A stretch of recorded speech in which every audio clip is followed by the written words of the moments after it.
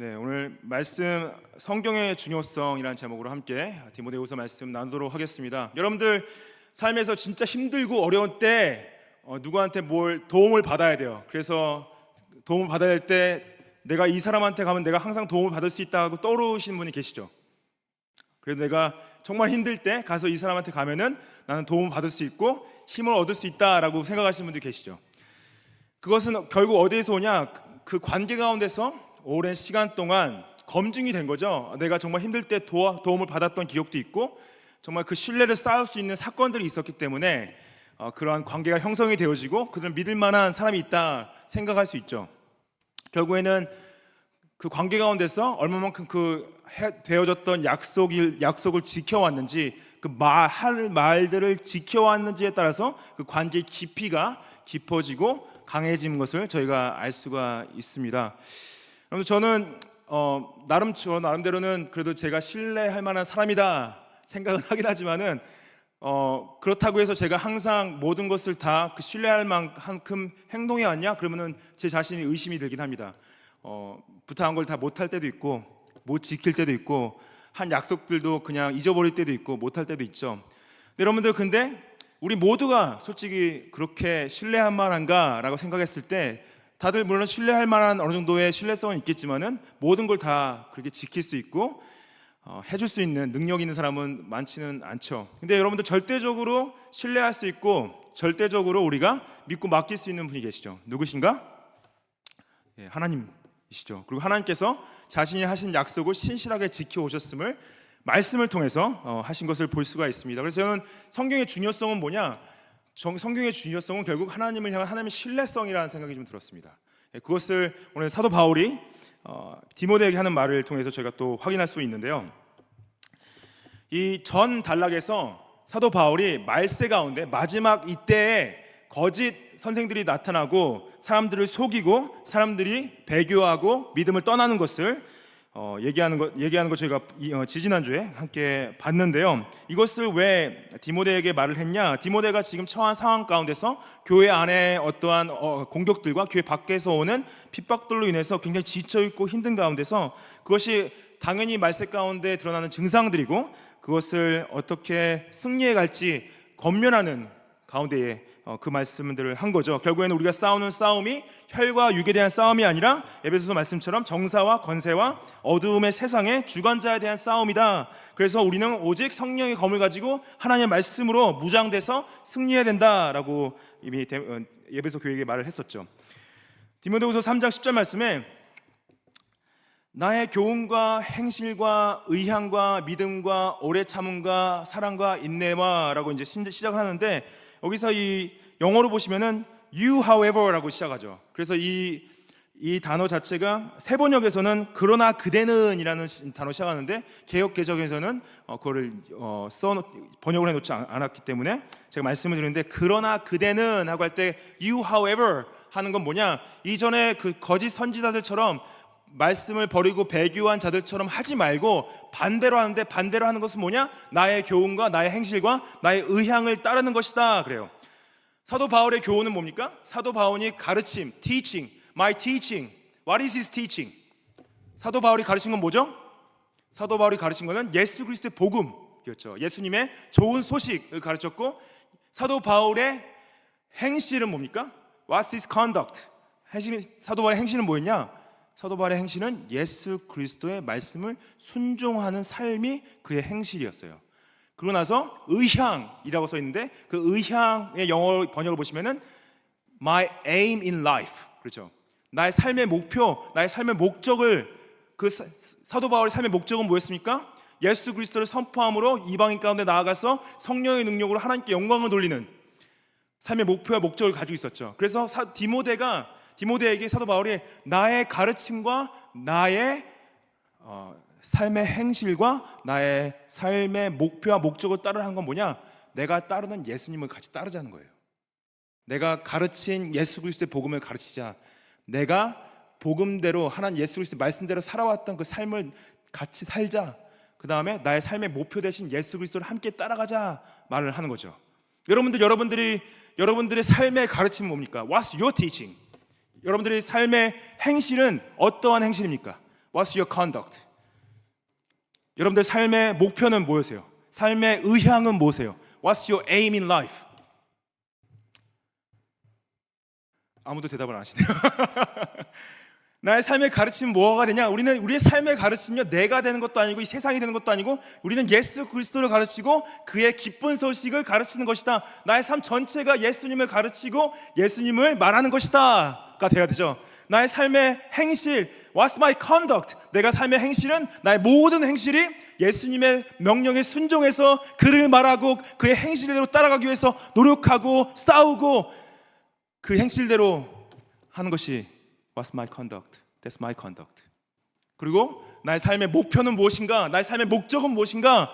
예수 그리스도와 그의 나라, 그의 교회, 그의 복음이 나의 삶의 목표와 목적이 된다. 여러분들 이것이 예수 그리스도의 부르심을 받은 모든 사람의 같은 목표, 같은 행실, 같은 목적이 될 수밖에 없습니다. 다른 것이 된다면요, 다른 것이 된다면은 예수님을 과연 따르고 있는지 질문을 해봐야 되겠죠.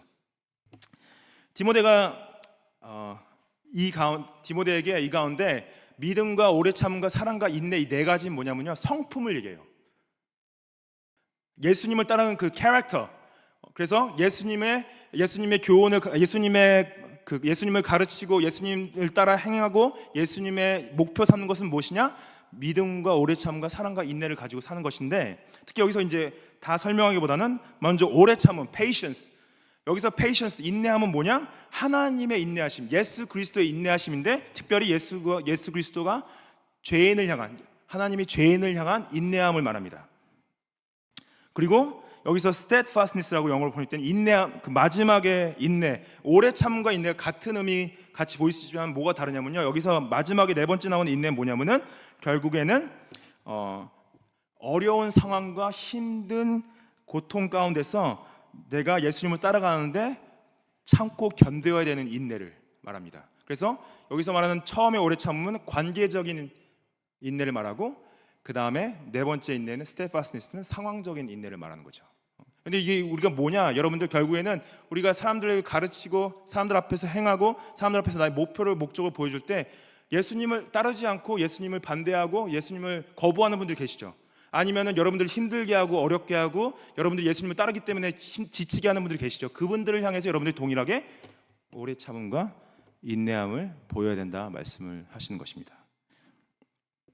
여러분들 혹시 삶 가운데 여러분들 힘들게 하시는 분 계세요? 인내하십시오. 오래 참으십시오. 사랑하십시오. 하나님을 믿고 신뢰하십시오. 아멘? 별로 아멘하고 싶지 않으신가 봐요. 참아야 됩니다. 11절 말씀에 박해를 받음과 고난과 또한 안디옥과 이고니오와 루스드라에서 당한 일과 어떠한 박해받는 것을 내가 과연 보고 알았거니와 주께서 이 모든 것을 가운데 나를 건지셨다. 여기서 세 도시가 나오죠. 안디옥과 이고니온과 루스드라, 이 이야기는 사도행전 13장과 14장에 나오는 이야기인데, 여기서 첫 번째 안디옥은 비시디아 안디옥이라는 곳입니다. 안디옥 교회가 있던 안디옥을 말하는 것이 아니라 비시디아 안디옥인데, 당시 사도 바울이 1차 선교 여행 중에 이 세 도시를 지나가면서 있던 일들이 행적이 나오는데요. 안디옥에 갔을 때 바울과 바나바와 함께 복음을 전하다가 유대인들, 비시디아 안디옥에 있던 유대인들이 쫓아내고 유대인들이 이제 또 이고니온이라는 동네로 옮겨가서 사도 바울이 복음을 전해요. 그러니까 어떤 이방인들이 복음을 받아들이려고 해요. 그러니까 그 이고니온에 있던 높은 위치에 있던 유대인들이나 다른 그 안디옥에 있던 유대인들이 와서 그 이고니온에 있는 높은 귀족들과 정치인들을 선동해서 바울을 돌로 치려고 합니다. 돌로 치려고 하니까 돌을 안 맞으려고 바울이 피해서 간 곳이 루스드라라는 곳이었습니다. 루스드라라는 곳에 가서 들어가면서 태어날 때부터 안진뱅이 된 사람을 사도 바울이 일으켜 세워요. 일어나라. 그러니까 태어날 때부터 안진뱅이인 사람이 일어나게 되죠. 그래서 사람들이 바울과 바나바를 보면서 이 사람들 신들이냐 그러죠. 제우스 신이냐 그렇게 막 말을 해요. 근데 아니다 그러죠. 자기는 예수 그리스도를 따르는 사람이고 예수님의 복음을 증거하러 왔다 그러죠. 그래서 사람들이 믿으려고 하니까 그 전에 방문했던 안디옥과 이고니에 있던 유대인들이 와가지고 또 이방인들과 거기 유대인들 선동을 해서 실제로 바울과 바나바를 돌로 칩니다. 돌을 쳐가지고 바울과 바나바가 거의 이 사람들이 어느 정도로 쳤냐면은 이제 죽었구나 생각했어요. 죽었구나 생각해서 도시 밖으로 시체인 줄 알고 던져놉니다. 근데 죽은 상태가 아니었어요. 거의 죽을까지 간 거죠. 돌 맞고. 근데 일어나요. 그 다음은 하나님 찬양하면서 또 복음 전하러 갑니다. 근데 이 얘기를 왜 디모데한테 하냐? 디모데가 이미 많은 사람들 통해서 이 이야기를 들었던 거죠. 1차 전도여행에 있었던 이야기를 듣고 또 이걸 통해서 사도 바울이 이 모든 어려움과 힘든 가운데서 예수님이 나를 건져내셨다 하는 건 뭐냐면은 지금 디모데가 굉장히 힘든 상황 가운데 있었기 때문입니다. 디모데가 교회 안에서도 공격이 있었고 교회 밖에서도 핍박이 있었기 때문에 이거 당하는 상황 자체가 인간적으로는 견디기 정말 힘든 상황이었죠. 근데 이 사도 바울이 당했던 상황과 자기의 상황을 비교해 볼 수 있죠. 내가 지금 돌을 맞고 있지 않구나. 그러면서 사도 바울이 디모데를 위로하는 거예요. 위로하는데 그 모든 상황 가운데서 내가 지금 감옥에 있는 것까지도 예수님께서 나와 함께 하시는 것이고 예수님께서 너와도 동일하게 함께 하시고 우리를 구원하실 거야 라면서 위로하는 말입니다. 여러분들 사도 바울이 고린도 교회 교인들한테 이런 말을 하죠. 고린도전서 10장 13절 말씀에 사람이 감당할 시험 밖에는 너희가 당한 것이 없나니 오직 하나님은 미쁘사 너희가 감당하지 못할 시험 당함을 허락하지 아니하시고 시험 당할 즈음에 또한 피할 길을 내사 너희로 능히 감당하게 하시느니라. 그렇죠. 여기서 말하는 시험은 여기 고린도전서 10장의 시험은요 하나님이 주시는 시험 테스트가 아닙니다. 여기서 말하는 시험은 사단이 주는 시험 템테이션을 말합니다. 템테이션. 그래서 이 사도 바울이 복음을 증거할 때 고린도 교회가 복음을 선포할 때 그들이 받는 핍박 자체가 사단이 주는 시험일 수 있다 얘기했어요. 그래서 예수님을 따르고 예수님을 선포할 때 사단은 기독교인들을 공격한다. 그것을 시험, 템테이션으로 표현한 거죠. 근데 그렇게 힘들고 어려운 핍박 가운데서 여러분 시험 당할 때 하나님께서 신실하시고 사랑하시고 미쁘셔서 감당하지 못할 시험을 주시지 않고 감당할 수 있는 능력을 주신다라고 인커리지를 하는 거죠. 여러분들 어떠한 혹시 시험 가운데 공격을 받고 계십니까? 아니면은 어떠한 유혹 가운데 계신가요? 제가 보기에는 저희는 예수님을 전해서 받는 그 유혹과 시험보다는 각자가 그냥 세상에 주는 시험을 받고 있지 않나, 유혹을 받고 있지 않나 생각이 좀 들었습니다. 어떻게 보면은 여러분들이 전화기를 통해서, 컴퓨터를 통해서, 아니면 세상의 어떠한 유혹들을 통해서 사단은 우리를 그리스도를 증거하기 때문에 시험하고 있지 않고 어떤 우리를 하나님과 멀어지고 예수님을 따라가지 않게 유혹하고 있는지 한번 봐야겠죠. 왜냐? 예수님을 진정 따른다면은 예수님 사도 바울이 말한 것은 예수님을 진짜 따른다면은 박해를 받을 수밖에 없다고 얘기를 하고 있습니다. 오늘 본문 3장 12절 말씀에 무릇 그리스도 예수 안에서 경건하게 살고자 하는 자는 박해를 받으리라 얘기해요. 여기서 예수 안에서 경건하게 산다. All who desire to live a godly life in Christ Jesus. 그 사람들은 다 박해를 받을 수밖에 없다. 박해가 따라올 수밖에 없다. 이건 뭐냐? 예수님을 믿고 따르는 자들은 그 경건한 삶을 살기 위해서 예수 그리스도의 가치와 그분의 진리를 따라 살기 때문에 세상의 가치와 세상의 가르침과 부딪혀서 박해와 미움을 받을 수밖에 없다라고 얘기를 하는 거죠. 예수님께서 이걸 직접 요한복음에서 또 말씀하셨죠. 요한복음 15장 19절 말씀에 너희가 세상에 속하였으면 세상이 자기의 것을 사랑할 것이나 너희는 세상에 속한 자가 아니요 도리어 내가 너희를 세상에 택했기 때문에 세상이 너희를 미워했다. 예수님께서도 말씀하셨어요. 여러분들이 예수님을 진짜 따라가고 예수님 안에서 경건한 삶을 살기 위해서 노력한다면은 박해를 받을 수밖에 없다. 왜냐면은 여러분들은 세상에 속한 자가 아니라 하나님께 속한 자, 예수 그리스도께 속한 자이기 때문에 박해를 받을 수 없고 미워한다 그래요. 근데 잘 보십시오. 이 말씀 가운데 디모데 특히 후서 말씀 가운데 뭐가 있냐면요. 예수 안에서 경건하게 산다는 의미 자체가 그냥 생각만으로 예수님을 믿고 따르는 건 아닙니다. 근데 우리가 충분히 내 생각은 예수님을 믿고 따르고 있는데 내 삶은 세상에 타협할 수 있어요. 그래서 경건한 삶을 말할 때 a godly life, it's not a compromised life. 예수님을 믿는다고 내가 입술로 고백하고 생각은 생각할 수 있지만은 내가 삶을 살 때 그 가치와 부딪히고 세상의 가르침이 왔을 때 세상의 것이 너무 좋고 세상의 것을 따르기 원하기 때문에 여러분들 세상이 여러분을 미워하지 않는 것일 수 있습니다. 왜냐하면 예수님께서 분명히 말씀하셨듯이 너희가 세상에서 너를 택하였기 때문에 세상이 너희를 미워할 것이다 그래요. 그리고 20절 말씀에 내가 너희에게 종이 주인보다 더 크지 못하다 한 말을 기억하라. 사람들이 나를 박해하였은즉 너희도 박해할 것이다 라고 말하는 거죠. 예수님이 오셔서 복음을 선포하시고 예수님의 진리를 선포했을 때 세상이 받아들이지 않았습니다. 좋아하지 않았어요. 미워했습니다. 박해했습니다. 십자가에 박혀 죽였습니다. 왜냐? 그 진리를 받아들일 수 없겠고 본인의 죄성과 세상이 더 좋았기 때문에 사단이 유혹하는 것들이 더 좋았기 때문에 예수님을 거스리고 받아들이지 않았던 거죠. 그렇기 때문에 예수님을 진짜 따르고 그 거룩한 가치와 삶을 따르기 원하는 사람들한테는 박해가 올 수밖에 없다라고 말하는 거죠. 그래서 여러분들, 그래서 기복신앙, 프로스퍼리티 가스플이 거짓일 수밖에 없습니다. 뭐냐? 예수님을 믿으십시오. 그러면 예수님께서 여러분들에게 돈도 주시고 직장도 주시고 자녀도 주시고 세상에서 성공하고 높은 인치에 올라가고 대통령이 되고 수상이 되고 세상에서 성공할 것입니다 라고 말하는 것이 기복신앙, 프로스퍼리티 가스플. 예수님을 믿으시면 모든 것이 잘 풀리시고 모든 것이 행복하게 될 것입니다. 여러분들 놀랍게도 예수님이 그런 말씀을 하신 적이 한 번도 없습니다. 예수님께서는 나를 따라, 나를 진짜 따른다고? 그러면은 내 십자가를 져야 돼. 나를 자신을 부인해야 돼. 박해를 받을 수밖에 없어. 미움을 받을 수밖에 없어. 그걸 약속하셨어요. 여러분들 예수님께 속으셨습니까? 여러분들 이런 메시지를 강단에서 하잖아요. 그러면 사람들이 정말로 실망합니다.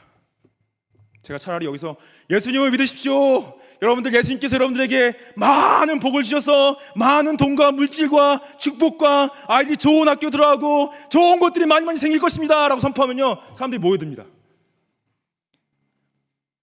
교회에 와요.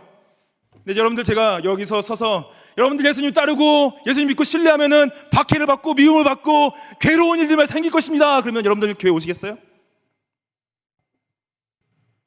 근데 어떻게 해요? 말씀에서 이렇게 말씀하고 계신 걸. 여러분들, 박해를 받을 수도 있다가 아닙니다. 박해를 받을 것이다 그래요. 미움을 받을 수도가 있다가 아니라요, 미움을 받는다라고 말씀하십니다.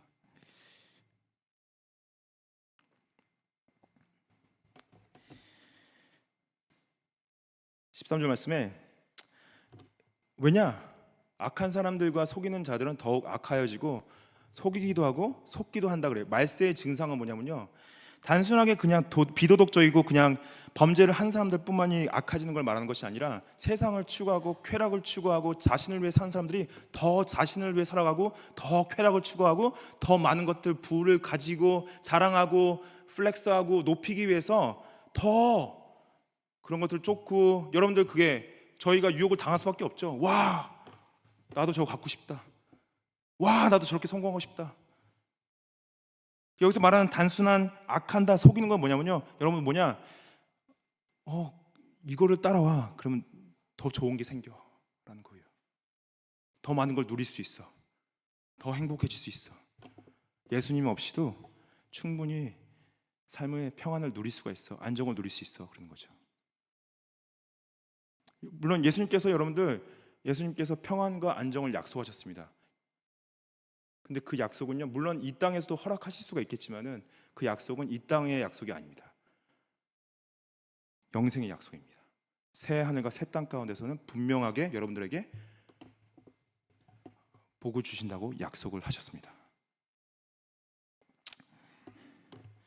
그래서 이 유혹과 시험을 이기기 위해서 우리에게 필요한 것이 뭐냐? 성경이라고 말씀하시는 거예요. 14절 말씀에 그러나 너는 배우고 확신한 일에 거하라. 너는 내가 누구에게서 배운 것을 안다. 그러죠. 배우고 확실하다. 이거는 이미 이루어진 일, 과거형을 말하는데 이 베드로가 어렸을 때부터 이 말씀을 배웠다고 말하죠. 15절 말씀에 또 어려서부터 성경을 알았다. 사도 바울이 디모데가 누구한테 성경을 배웠는지 이미 1장에서 말을 했습니다. 누구였습니까? 그의 엄마와 그의 할머니한테서 엄마 유니게와 할머니 로이스에게로부터 성경을 배웠다 말을 했죠. 너가 배우고 확신한 것을 알지 않니? 어려서부터 성경을 배우지 않았니? 그렇죠? 이 성경을 어렸을 때부터 배운 건 뭐냐? 당시 유대인들은 어렸을 때부터 태어나서 애가 글을 읽고 배울 때부터 계속 말씀을 가르쳤습니다. 근데 디모데의 아버지는 헬라인, 그리스인이었어요. 아마 기독교인이 아닌 걸로 이제 다들 생각하고 있습니다. 근데 유니게와 로이스는 유대인으로서 유대 전통을 따르고 말씀을 따르던 자들로서 나중에 기독교로 개종한 것으로 저희가 알고 있습니다. 결국에는 이 어려서부터 가르쳐도 물론 디모데가 태어났을 때 기독교인이 아니었을 수도 있어요. 근데 어렸을 때부터 말씀을 가르쳤다는 거죠. 그것을 아까 저희가 이제 예배를 열 때 예배를 부르심에 저희가 함께 읽었는데 쉐마 있죠. 특별히 신명기 6장 7절 말씀 보시면은 내 자녀에게 부지런히 가르치며 집에 앉았을 때든지 길을 갈 때든지 누워 있을 때든지 일어날 때든지 말씀을 강론할 것이라 그래요. You shall teach them diligently to your children, shall talk of them when you sit in your house, when you walk by the way, when you lie down, and when you rise. 그럼 뭐냐? 그냥 항상 가르치라는 거예요. 항상 가르치는 거예요. 근데 여러분들 자녀에게 성경을 가르치는 자녀가 계신 분들 성경을 가르치는 것은 교회이기 전에 부모여야 됩니다. 여러분들 부모로서의 영적 책임, 부모로서의 가장 중요한 책임은 아이들에게 성경을 가르치는 데 있어요. 우리가 아이들에게 성경을 가르치고 있지 않다 그러면 부모로서의 책임을 다하고 있지 않은 것입니다. 세상에 좋은 학교 보내고 공부 잘 시키는 것도 중요하지만 그거보다 더 중요한 것이 성경을 가르치는 거예요. 그러면 저한테 목사님 저는 성경을 잘 모릅니다. 어떻게 아이들에게 제가 성경을 가르칠 수 있겠습니까? 그냥 아는 만큼만 가르치십시오. 근데 의외로 본인이 생각보다 많이 알고 계실 거라고 놀라실 수 있어요. 내가 이 정도 알았다고. 그냥 모르면요 모르는 대로 가르치십시오. 그냥 같이 앉아서 읽으시고 아이가 질문했을 때 질문에 대답을 못한다 그러면은 그냥 아이들한테 나 이거 잘 모르겠는데 내가 누구한테 물어볼게. 내가 목사님한테 물어볼게. 여러분들 애들이 성경 읽는 거 좋아하실 것 같아요? 아이들은 성경 읽는 거 안 좋아합니다. 억지로 해야 돼요. 같이 앉아서 말씀 읽고 질문하고 질문 받고 이야기하고 함께 기도하고 그 시간이 가족 안에 있어야 된다는 거죠. 그거를 하나님께서 명령하셨고 그것을 로이스와 유니게가 디모데랑 한 겁니다.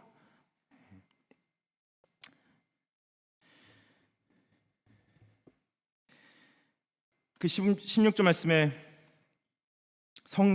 모든 성경은 하나님의 감동으로 된 것이다 그러죠. 여기서 모든 성경은 하나님의 감동으로 됐다를 영어로 보시면은 all scripture is breathed out by God 그러죠. 여기서 하나님이 숨을 내셨다 그러죠.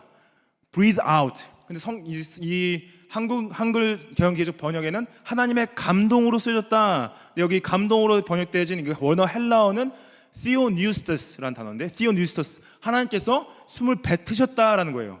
그래서 그 inspire 된 게 아니라 expire 된 거예요. 뱉으셨다. 하나님께서 숨을 뱉으심으로 성경이 지어졌다. 하나님께서 이 성경을 한 1600년 정도의 기간을 통해서 40여 명의 사람을 통해서 자신의 성령으로 그들을 감동시키셔가지고 자신의 숨을 들이내뱉으셔서 성경을 적으셨다는 거죠.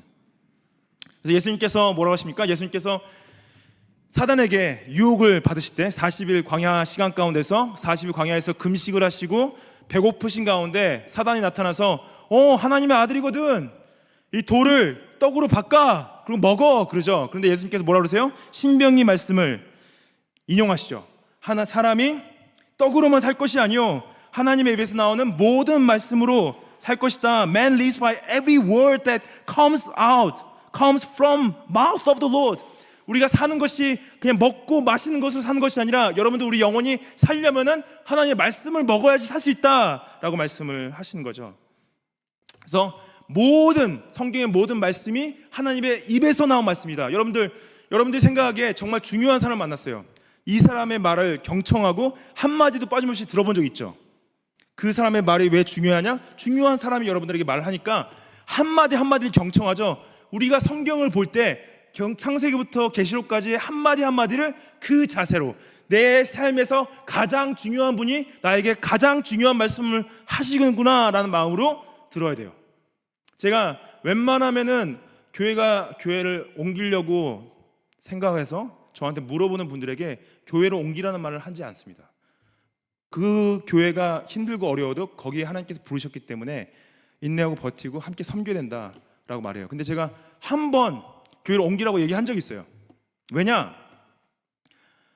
그 교회 청년이 자기를 가르치는 목회자가 성경에 오류가 있다 그랬어요. 성경에 문제가 있다.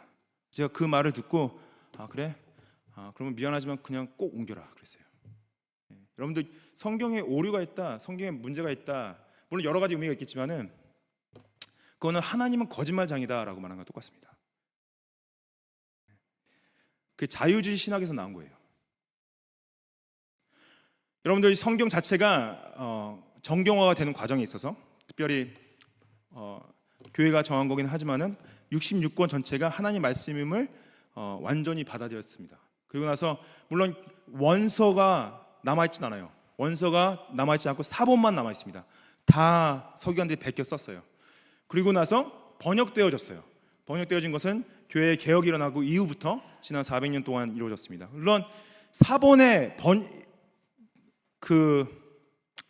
베껴지면서 실수할 수도 있었겠죠. 그리고 번역이 되지면서 번역이 좀 벗어나게 번역될 수도 있었겠죠. 근데 중요한 것은 뭐냐? 여러분들 우리가 이 말씀을 대할 때 이 말씀 자체에 번역하는 그 사람들의 마음 뭐냐면은 최대한으로 그 원서에 적혔던 뜻과 하나님의 뜻과 하나님의 기록을 그대로 담으려고 노력했던 부분들이 있고, 지금은 이 학자들이 가지고 있는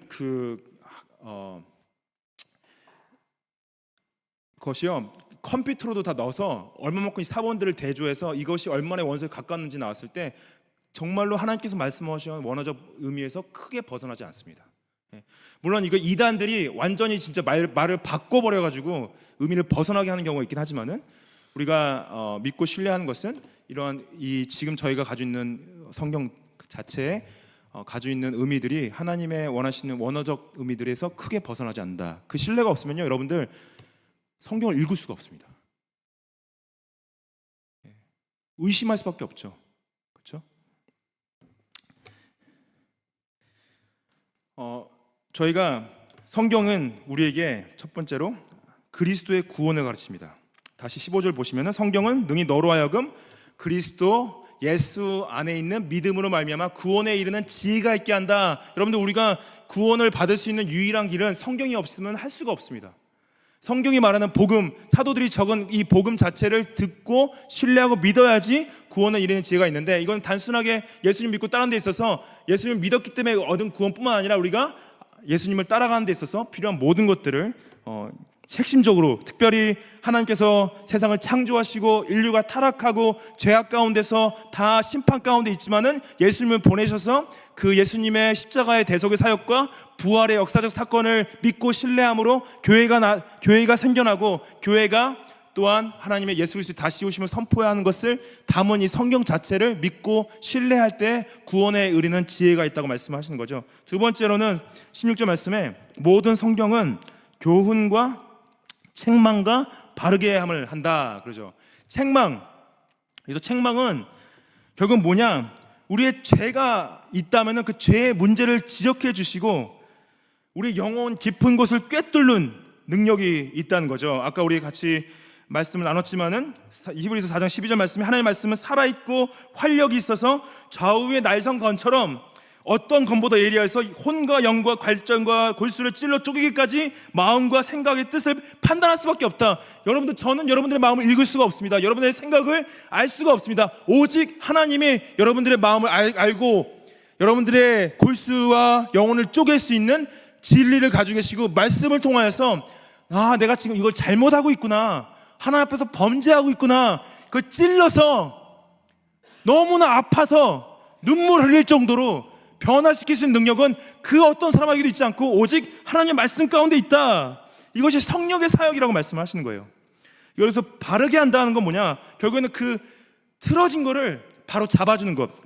이 헬라어로 바르게 한다가 에판 오소시스, 그래서 모든 거를 바르게 한다는데, 오소시스라는 단어가 영어로 오소독시, 그리고 여러분들 오소릭스 아시죠? 오소릭스가 뭐냐면 틀어진 걸 바로 잡아주는 거예요.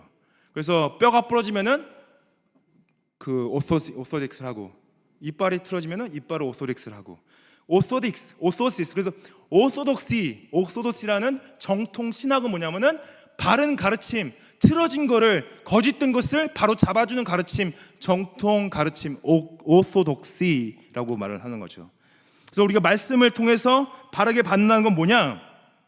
우리가 타락한 상태에서 죄를 범하고 계속 삶이 틀어져요. 타락해요. 하나님과 멀어져요. 주님을 떠나요. 근데 그것을 바로잡기 위해서는 말씀의 능력밖에 없다 말씀을 하시는 거죠.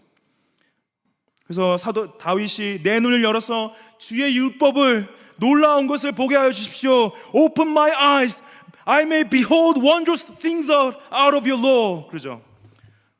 히브리서 기자가 12장 5절 말씀에 아들들을 권하는 것 같이 너희에게 권면하신 말씀도 잊었도다 그래요. 내 아들아, 주의 징계하심을 경히 여기지 말라. 그의 꾸지람 받음을 낙심하지 말라. 하나님께서 여러분들을 자녀 삼으시고 자녀로서 바로 잡기 위해서 말씀을 계속 주십니다. 아버지로서 자녀에게 이 자녀가 지금 틀어지고 있구나, 내가 바로 잡아줘야지. 그걸 바로 잡는 방법은 오직 말씀밖에 없다 하시는 거죠. 우리를 책망하시고 바로잡고 위해서는 말씀밖에 없다. 마지막으로 성경은 우리를 우리 선한 일을 위해 훈련하고 준비시키신다. 16절 후반부에 보면은 의로 교육하기 유익하다 그러죠. 의로 교육하기, training in righteousness. 그리고 하나님의 사람으로 온전하게 하여 모든 선한 일을 행할 능력을 갖추게 한다. Equipped for every good work. Training and equipping. 트레이닝은 여러분들 뭐냐? 그냥 짐에 가는 거랑 똑같습니다. 짐에 가면 여러분들 근육을 기르시죠. 근육을 기르면은 몸이 건강해져요. 근육에서 좋은 호르몬들이 나오고 여러분들의 구조가 발라지고 또한 건강한 삶을 살 수가 있습니다. 여러분들 영적인 훈련이 없다면요, 영적으로 틀어지고 약해지고 영적으로 힘을 잃을 수밖에 없는데, 영적인 근육은 오직 말씀으로 훈련되어지고 말씀을 읽고 듣고 묵상하고 말씀으로 변화받아야지만은 우리가 훈련할 수 있다. Training in righteousness. 그리고 equipped for good works. 여러분들 장비빨이라고 그러죠. 여러분들 장비빨이 있어야지 우리가 뭔 음식을 하던 뭘 고치던, 장비빨이 없으면요 힘듭니다. 그렇죠? 정말 좋은 영적인 장비는 어디서 오냐? 말씀으로 오는 거예요. 여러분들이 칼을 갈지 않고 뭘 썬다고 생각해 보세요.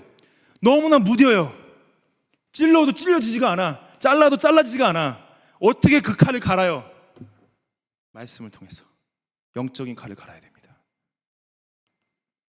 그래서 모든 선한 일을 행할 능력을 주신다. 여기서 every good work라는 건 뭐냐면은 진리가 삶의 부분이 아니라 삶 전반을 바꾼다는 거예요.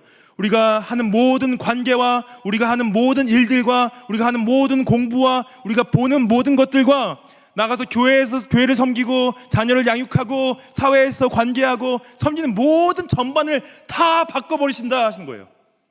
모든 일을 하나님이 기뻐하시고 선하시게 행하시게 할 수 있는 능력은 오직 말씀이 주는 능력이다. 히브리서 기자가 이렇게 축복하죠. 양들의 큰 목자이신 우리 주 예수를 영원한 언약의 피로 죽은 자 가운데서 이끌어내신 평강의 하나님이 모든 선한 일에 너희를 온전하게 하사 자기 뜻을 행하게 하시고 그 앞에 즐거운 것을 예수 그리스도로 말미암아 우리 가운데서 이루시기를 원하노라 그러시죠. 여러분들, 모든 것을, 부분이 아닙니다. 우리 삶의 일부가 아닙니다. 삶의 전반을 바꾸시고 그것으로 우리가 예수 그리스도 안에 기뻐할 수 있고 즐거워할 수 있고 행복할 수 있다 말씀하세요. 말씀을 보셔야 됩니다. 말씀을 공부하시고 말씀을 배우셔야 됩니다. 자, 함께 기도하고 말씀을 마칠 텐데요.